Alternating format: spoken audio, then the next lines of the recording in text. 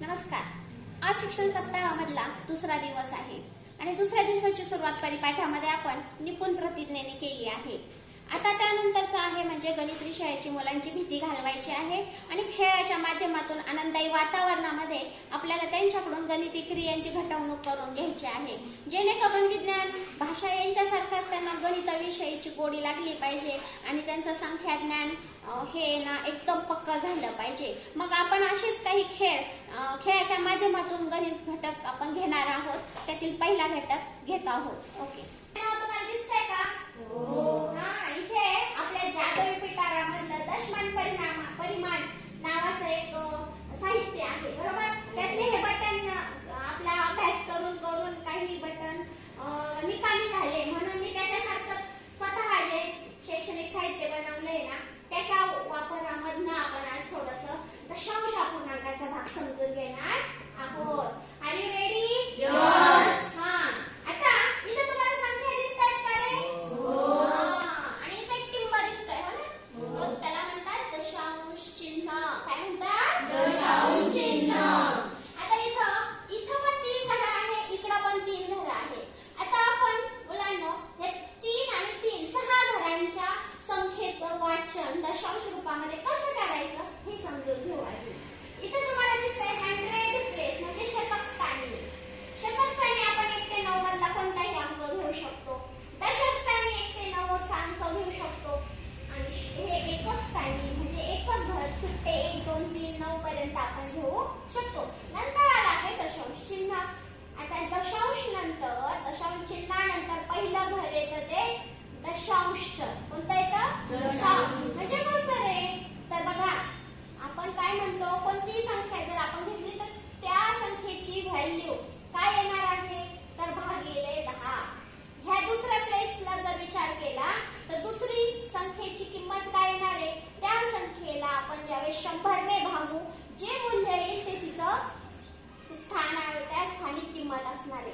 तसंच याची जी आहे हजारांश, दशांश, शतांश, सहस्रांश. दशांश, शतांश, सहस्रांश. हे जसं इथे आपण वाचतो शतक, दशक, एकक, तसंच दशांश, शतांश, सहस्रांश अशी ह्याची प्लेस व्हॅल्यू स्थानिक किंमत आहे. दशांश म्हणजे भागिले 10, शतांश म्हणजे भागिले 100 आणि हा सहस्रांश म्हणजे भागिले 1000. मग वाचन कसं करायचं? आता मी एक संख्या इथे तयार करते. किती आहे? शतांश. शतक स्थानी 2, एकक नंतर दशक स्थानी घेतला 1, एकक स्थानी घेऊया आपण समजा 4. किती घेतला मी? 4. त्याच्यानंतर मी इथे घेतला 3, शतांश स्थानी घेतला मी 4 आणि सहस्रांश स्थानी घेतला 5. मग हे संख्येचं वाचन कसं करणार आपण? हे बघा, शतक स्थानी 2 म्हणजे 200, एकक स्थानी 10 म्हणजे किती? 10 आणि एकक स्थानी 4 म्हणजे झाले 14. कसं वाचणार? 214, दशांश चिन्ह 345. आलं लक्षात? 214 दशांश चिन्ह 345. आणखी आपण एखादी संख्या वाचून बघूया का? कोण वाचून दाखवणार? मला हात वर करून सांगा पाहू. चला बरं, कोणाकोणाला आहे एक्साइटमेंट, उत्सुकता ज्याला आहे त्याला मी वाचायला देणार. कोण वाचणार? अरे वा, सईशा वाच बरं मोठ्याने. 313 दशांश चिन्ह 234. बर, इथे वाचन तर एकदम बरोबर केलं. आता मला कोण सांगतं बरं ह्या तीनाची स्थानिक किंमत किती? सांगा हात वर. सांग शारदा. 300. शाबास, 300. आता ह्या एकाची स्थानिक किंमत किती बरं रितेश? Very good, nice. तू सांग मला मंगेश, ह्या तीनाची स्थानिक किंमत किती? एकच स्थानी आहे की नाही तो, म्हणजे त्याची स्थानिक किंमत 3. किती? 3. है की नाही? आता ह्या दोनाची कोण सांगतं बरं? दशांश चिन्हानंतरचा पहिला 2 सांगा. 2 भागिले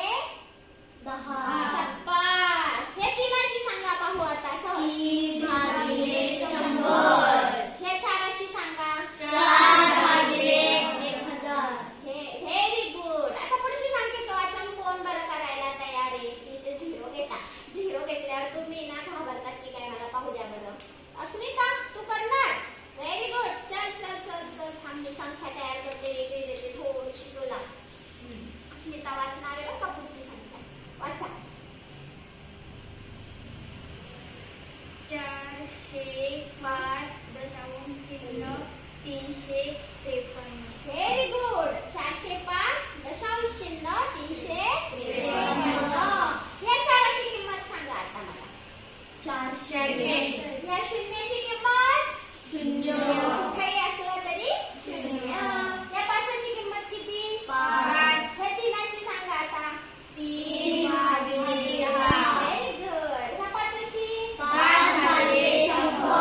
या तीनाची 3 भागिले 1000. Very good. चला आता आपण दुसरं शैक्षणिक साहित्य वापरून दुसरा एखादा घटक समजून घेऊया. आपल्या शैक्षणिक साहित्यामध्ये जादुई पिटाऱ्यामध्ये अशी काही प्लास्टिकची मापं दिलेली आहे. हे तुम्ही यांना कुठं कुठं पाहिलंय? कुठं पाहताय रे? सांगायचं. विद्यार्थ्यांनो, जादुई पिटाऱ्यामधलं हे दुसरं साहित्य आहे, है ना? याच्यावर काय लिहिलेलं दिसतंय का रे? काय असेल रे हे? काय मोजायचं असेल रे? कोणाकडे पाहिलं सांगा बघू. तेल मोजताना, दूध मोजताना, हो की नाही? हा. मग दूध मोजताना आपण एक माप घेतलं. याच्यात किती माप लिहिलेलं आहे? किती मिली लिहिलेलं आहे? 1000 मिली. हे तुम्हाला माहिती आहे 1000 मिली म्हणजे किती लिटर? शाबास. 1000 मिली म्हणजे 1 लिटर. आता 1 लिटरचा अर्धा करून टाकू आपण. हा?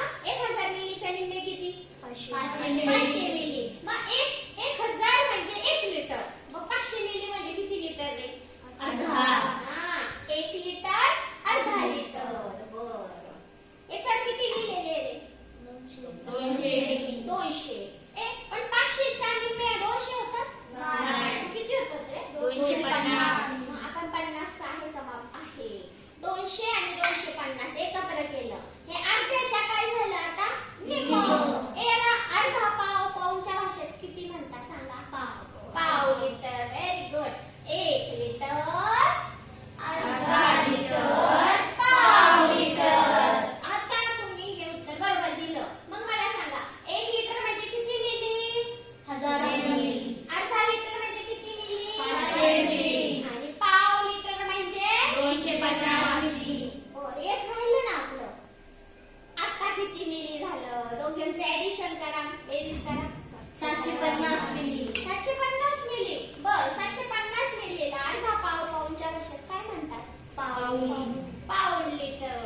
म्हणजेच 1 लिटरला पाव भाग कमी. हो की नाही? अशा पद्धतीनं आज आपण ह्या मापांच्या साहाय्याने अर्धा, पाव, पाऊण हे भाग पण शिकलो. 1 लिटर म्हणजे 1000 मिली, अर्धा लिटर म्हणजे 500 मिली आणि पाव लिटर म्हणजे 250 मिली, पाऊण लिटर म्हणजे 750 मिली.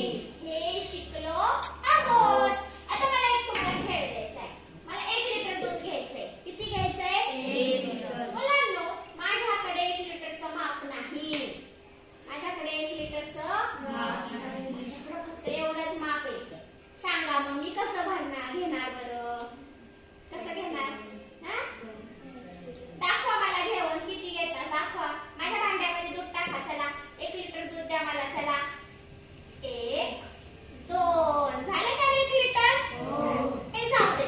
आता अर्धा लिटरचं पण जाऊ द्या. माझ्याकडे फक्त एवढंच माप आहे. एवढे 2च माप आहे. 1 लिटर दूध द्या मला. चला दे. दे साईशा दे. याच्यामध्ये किती पाहिजे मला? 1 लिटर पाहिजे ना. हे कितीचं माप झालं? पाव लिटरचं. द्या बरं. पाव लिटर, अर्धा लिटर, पाऊण लिटर, 1 लिटर. Very good. आता समजा माझ्याकडं 200 मिलीचं आहे. पाव 50 मिलीचं पण नाही. आता 1 लिटर दूध द्या पाहू. कोण देत?